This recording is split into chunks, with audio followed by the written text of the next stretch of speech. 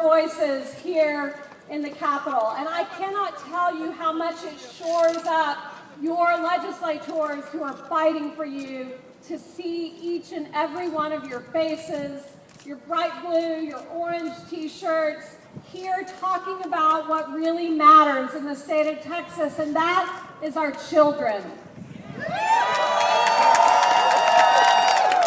I don't have to tell you that public education is under assault in the state of Texas.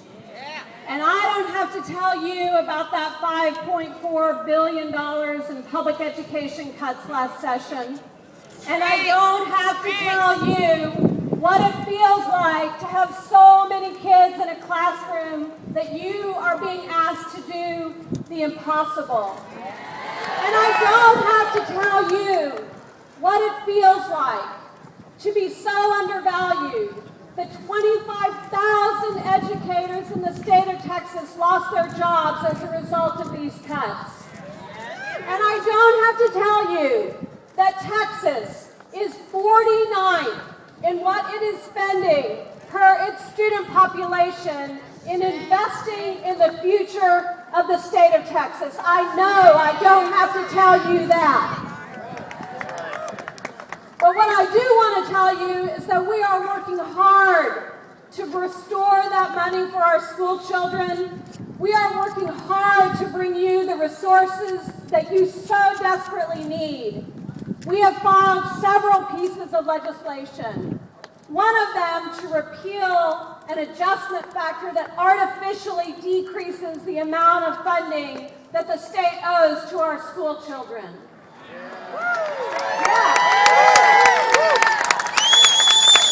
Another of those, which is to restore $5.5 billion to public education by adding $700 per student for every student in the state of Texas. Now, you've probably heard there's some talk going on about using that rainy day fund. Remember that rainy day fund? Last session, there was about $6.5 billion left in that fund, and every time we got up on the floor and we argued for the school children of Texas, we were told, hands off. That money's going to go to Medicaid. But guess what? We just voted on a bill last week that did not take the money for Medicaid out of the rainy day fund. Instead, it took it out of new money that we found because our comptroller did such a colossally bad job of estimating our revenue for last session. She told us we were going to have $8.8 billion less than we actually had. Imagine what we would have done if we'd known that we had $8.8 billion more for the school children of Texas.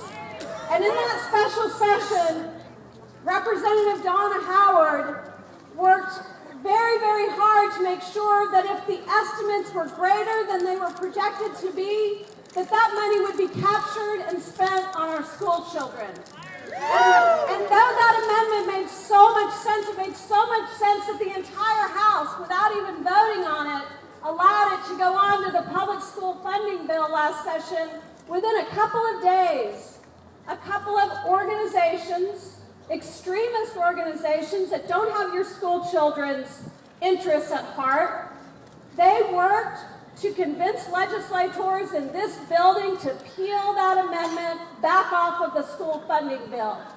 And what they showed by doing that is that our school children are not the priority in Texas that they ought to be. But here we are this session, and we have a chance to do something differently than that. Guess how much is in that rainy day fund now? It's estimated that by the end of this biennium, there will be almost $12 billion in the rainy day fund.